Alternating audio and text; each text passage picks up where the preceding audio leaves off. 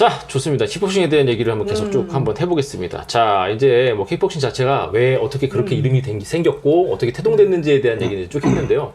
우리가 알고 있는 어떤 무도로서 스포츠로서의 킥복싱이 이제 어떻게 정립이 돼갔는지에 대한 얘기를 한번 해볼게요.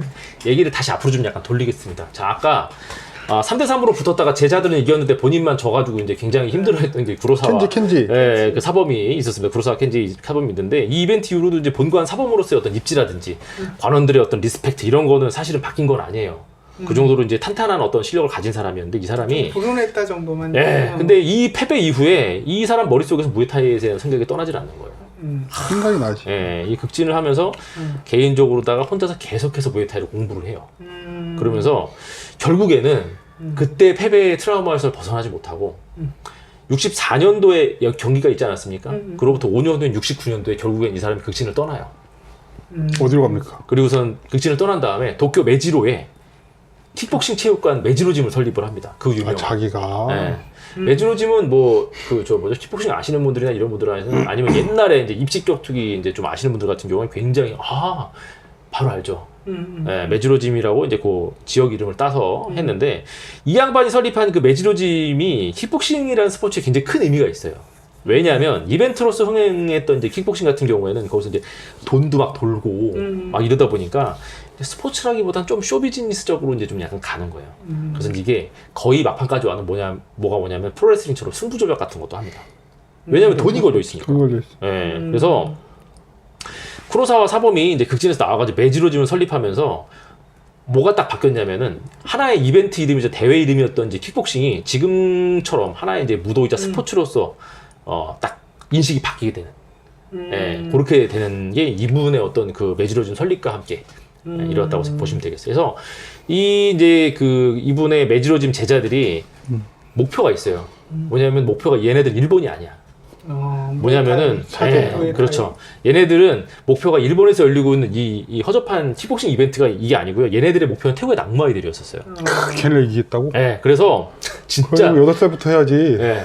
그래서 그걸 극복하기 위해서 얘네들이 무슨 미친 짓을 하냐면 이것도 어떻게 보면 되게 극진 공수도 스타일이다 진짜. 하루에 훈련을 연중무휴로 10시간씩 해요. 네? 딱 뭐냐면은 이건 뭐 20살이나 그때 시작해도 100명 하면 한 90명 망가지고 10명 중에 9명은 좀 전문 운동선 한 명의 천재가 나올 만한 그런 운동기였는데. 그렇죠. 그래서 딱 시스템이 뭐였냐면은 그 옛날에 우리나라 태릉 시스템. 약한 놈은 버리고 간다. 맞아. 약한 애들은 버리면서 센 애들만 채로다 걸르는 무식하고 진짜 살벌한 이거를 딱 합니다. 약한 놈은 버리고 간다. 이게 어떻게 보면은 극진 스타일도 좀 약간 우리나라 한국 사람들 스타일인데 이거 시스템도 약간 좀 한국 사람들 스타일이네. 그죠? 그런데 우리가 이거 될까? 지금도 그러잖아요. 이거를 9년 만에 해내요. 와. 이거 9년 만에 해냅니다. 그래서 쿠로사와 사범이 극진을 떠난 다음에 9년 뒤에 이 쿠로사와 사범의 제자, 가라데 시절부터 제자가 아니에요. 이 메지로짐부터 제자가 후지와라 토시오라는 선수가 있어요. 이 양반이 태국으로 건너가요. 건너가서 태국에 아까 얘기했죠. 룸피니 하고 또 하나 갖다 뭐가 있죠? 라자담난. 양대 리그예요. 킥복싱 양대 리그인 그 라자담난에서 챔피언이 됩니다. 우와. 이 사람이 천재가 나왔네. 그렇죠. 태국 무에타이 역사상 최초의 외국인 챔피언 이 됩니다. 이 어려운 걸 해내요, 이 사람이. 그래서 결국에는 이제 본인은 그 이후에는 이제 어떻게 보면 나이도 많이 먹고 이제 힘들어서 본인이 직접 이루긴 어렵지만 이 하루 10시간 연중무의 훈련과 약한 애들은 버리고 간다. 약간 이 시스템으로다가 이게 진짜 어떻게 보면은 대단하다 할 수도 있는데 너무 좀 무식한 거지. 무식하고 비인간적이지. 스포츠 이런 거 봤을 적에는 거기서 분명히 마음에 상처 입은 사람들도 있을 거고. 근데 약간 이해가 안 되는 건데 무에타이 대회에 나가려면 무에타이 룰로 해야 되는 거예요. 그렇죠. 그러면 킥복싱은 무에타이 룰인가요? 아니죠.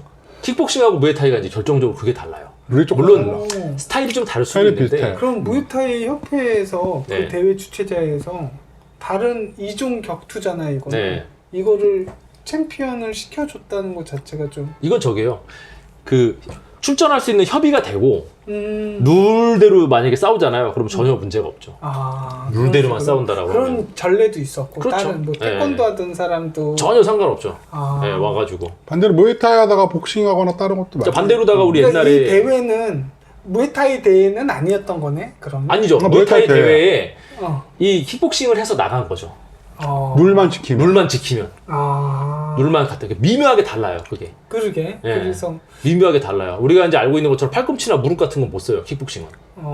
그리고 이제 이런 거 있죠. 끌어안고선 이게 무릎으로 막 찍는 거 있잖아요. 이거 안 돼요. 무에타이 킥복싱이. 킥복싱은. 킥복싱은 예. 아 근데 무에타이는 더 아 맞다 네, 이렇게 팔꿈치도 팔꿈치, 쓰고, 무릎, 무릎. 그리고 뺨이라고 잡고 이렇게 복부 치는 거 다 돼. 다 돼요. 그런 게. 무에타이가 그 훨씬 이후에 이제 그 룰을 세부적으로 다 쪼개 보면은 물론 굉장히 다른 부분이 좀 많고 실제로 경기 운영 자체도 킥복싱 같은 경우에는 좀 이런 게 있어요. 킥 비율 물론 선수 스타일에 따라 좀 약간 다르긴 한데 킥 비율보다는 좀 복싱 컴비네이션 쪽 이런 게 좀 약간 많아요. 무에타이 같은 경우에는 근데 거의 80% 이상이 킥 게임이에요. 그지 로우킥으로 조져서 네, 거의 킥 게임이에요. 그래서 그러다 보니까 스탠스도 다르고 서 있을 때 자세도 다르고 좀 약간 달라요. 단 이제 복장이 거의 똑같기 때문에 이제 보통 사람들이 구분을 잘 못하는데 의외로다. 그리고 완전 킥복싱 선수가 이제 무에타이 쪽에 가서 잘하는 것도 힘들고 또 웃긴 건 뭐냐면은 완전 무에타이 선수가 킥복싱 룰에 와가지고 킥복싱을 잘하는 것도 좀 약간 힘들어요. 이게 그 중간 어딘가 절충이었던 게 옛날에 K1. 그래서 K1 선수 중에 혹시 기억나시는 분인지 모르겠는데 뿌아까오 포프라묵이라고 있습니다.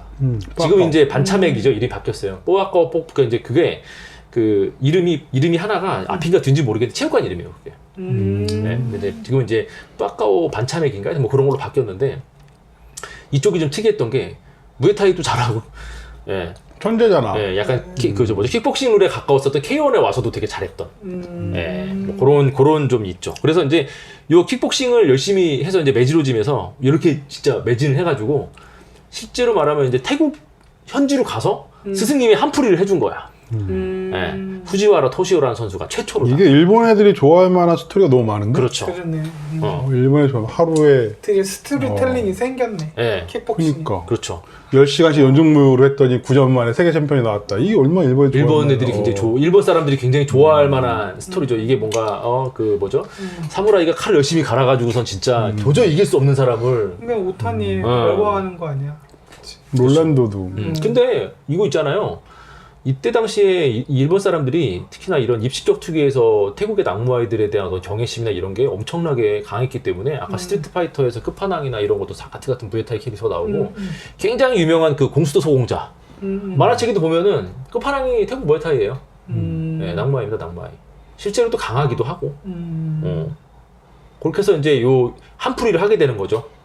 예, 무에타이한테 가서 이제 발렸던 구로사와 사범이 극진공수도를 그만두고 킥복싱으로 전업을 한 다음에 제자를 키워서 영화 같은 스토리인데 또 일본 애들이 한편으로는 좋아할 만한 장인이 됐네요. 네, 한편으로는 근데 또 일본 사람들은 막 열광할 만한 그런 건데 거기에 이제 약간 한국 사람들 같은 경우 아니 뭐 그렇게까지 해가지고 또 애를 얼마나 또 뭐 이런 생각을 좀 약간 자기들은 테니스 선수한테 애를 굴리고 있으면 말도 안 돼요. 우리나라 엘리트 교육이 다 그런 그런 교육이 건데요. 다 그런 거잖아. 그렇죠. 이렇게 해서 이제 어떻게 보면 일본에서 이 킥복싱이라고 하는 게 이제 막 타락하기 직전에 이벤트로서 막 그 타락하기 직전에 무도와 스포츠로서 딱 자리를 잡는데 어떻게 보면 이제 극진에서 나온 쿠로사와 사범의 어떤 역할이 굉장히 컸다라는 얘기가 있고 여기에 이제는 세계화되는 또 얘기가 또 있어요.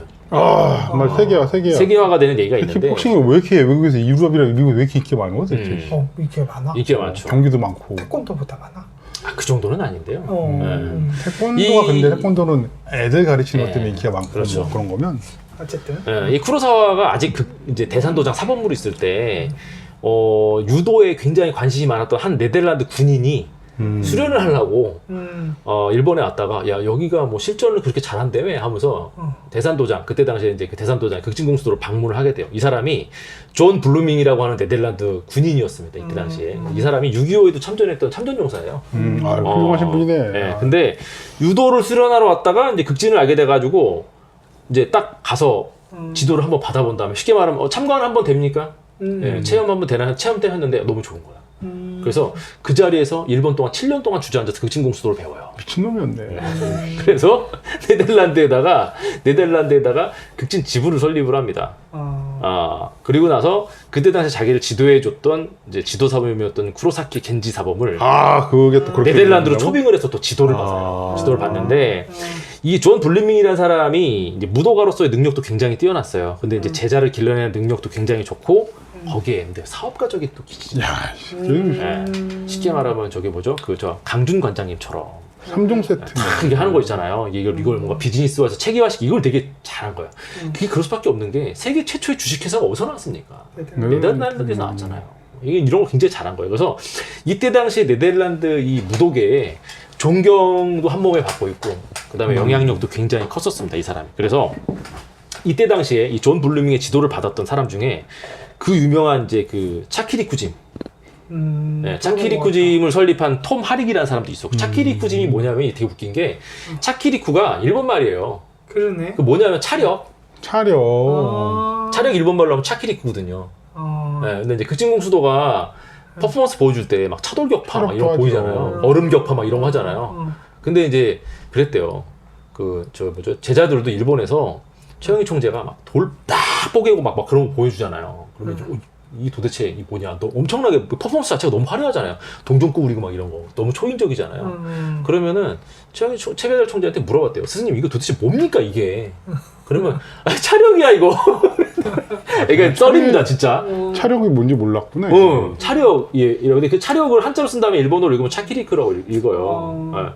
이게 진짜인지 거짓말인지 모르겠는데 진짜로 굉장히 많이 도는 얘기예요 이게.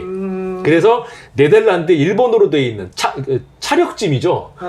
차력짐인데 이 네덜란드 차키리쿠짐. 그 다음에 이제 이 메지로짐이 사실은 일본에서 이제 그 쿠로사와 사범이 만들긴 했지만 K1 때 메지로짐 선수들이 많이 나왔었어요. 네덜란드 선수들이. 그래서 네덜란드 체육관으로 알고 있는 사람들이 굉장히 많아요. 근데 얀 펄스라는 사람이 있었는데 이 사람이 일본으로 이제 유학을 와서 쿠로사와 사범한테 직접 킥복싱을 배우고 네덜란드에다 메지로짐을 만들어요. 이 사람들의 제자가 누구냐? 그 유명한 이제 브랑코 시가틱. 근데 브랑코 시가틱 하면 몰라요. 누구냐면 이 사람 브랑코 시가틱이 누구냐면은 크로캅의 선생님이에요. 미르코 크로캅의 스승. 뭐 나중에는 이제 사이 되게 틀어지긴 했지만 이 브랑코 시가틱이나 뭐 피터 아츠, 뭐 어네스트 후스트, 뭐 레미 본자스키 같은 이런 진짜 이런 기라성 같은 킥복서들의 노 스승이 되는 양반이 이제 이 사람들이에요. 얀 펄스나 뭐 이런 그 톰 하릭 같은 사람들이. 굉장히 커진 거네. 그렇죠. 시장이 커진 것이죠. 그렇게 이제 커지게 되고 요걸 보고 이제 가라데나 태권도 같은 약간 요런 거 보다가 이제 미국 사람들이 요거 보고서 아메리카 킥복싱 만들어내잖아요. 아메리카 킥복싱 만들어내는데 이게 또 웃긴 게 뭐냐? 아메리카 킥복싱이라고 하는 거는 또 묘하게 룰이 달라요. 로우킥이 없어요. 맞아. 로우킥이 없어요. 그게 어떻게 보면은 어떤 이벤트를 보면서 되게 약간 좋아하는 성향에 따라 좀 약간 다른 거거든요. 그러니까 미국 사람들은 막 큼직큼직하고 화려하고 이런 걸 되게 좋아하는 거예요. 잣나무 헤드시 이런 로우킥이나 이런 게 들어가면은 너무 재미가 없는 거예요. 킥이 시원시원하게 안 나오는 거예요. 다리도 긴 애들이. 아메리카 킥복싱 약간 뭐 태권도에 복싱 섞어 놓은 것처럼 약간 그런 느낌이 있어. 그리고 이 우리가 무에타이나 킥복싱 같은 경우는 반바지 입잖아요. 아메리카 킥복싱은 도복바지 같은 거. 긴 바지 입어. 긴 바지 입어요. 그럼 뭔가 또 좀 달라요. 좀 섞여가지고 펀치 컨비네이션이라든지 허리 위로다가만 킥을 차야 돼요. 태권도처럼. 그러니까 당연히 킥 컨비네이션이나 이런 게 되게 화려하고 멋있을 수밖에 없죠. 그렇구나. 근데 킥복싱 같은 경우에는 처음에 이제 이렇게 이벤트로 시작을 했는데 아까 원장님이 얘기했던 것처럼 세계 사람들이 되게 열광을 할 수밖에 없는 게 일단은 풀 컨택트예요. 그치. 일단은 풀 컨택트고 아까 이제 말씀드렸던 것처럼 무에타이랑 좀 약간 구분이 안 돼요. 뭐 이런 얘기를 하는데 무에타이 이제 진짜 태국 관광이나 아니면 여행 가셔가지고 무에타이 실제로 라자담란이나 룸핀에서 보신 분들이 대체적으로 한 얘기 뭐냐면은 지루하다. 지루하다. 너무 좀 우악스럽다. 뭐 팔꿈치랑 무릎도 쓰고 많이 다치니까. 그렇죠. 왜 지루하냐면 이게 무릎이랑 팔꿈치를 쓰니까 예를 들어서 막 펀치 같은 거나 킥 같은 거 차다 이렇게 클린치가 일어나잖아요. 심판이 우리는 복싱 같은 거만 딱 뜯어 말리잖아요. 안 말려요. 그때도 기술을 팔꿈치나 무릎 같은 걸 때려도 이렇게 해도 되니까 그거 자꾸 근데 이게 보고 있으면은 상당히 지루합니다. 서로 아는 상태에서 이렇게 시원하게 안 나오고 막 견제하느라 시간 다 보내. 그렇죠. 왜냐면은 이 잡고서는 무릎으로 때리고 있는 애도 200전, 얘도 180전 막 이러니까 얘가 뭐 하려고 그러는지 서로 다 아는 거예요. 그러니까 붙잡고서 계속 이렇게 그냥 뺨 클린치 싸움만 하는 거예요. 보고 있으면 재미가 하나도 없는 거예요, 이제. 근데 킥복싱 같은 경우는 이게 없잖아요. 지루한 게 없는 거예요. 그러니까 KO도 시원시원하게 잘 나오고, 그죠? 그 룰 자체가 봤을 적에 재밌을 수밖에 없는 룰이에요. 예.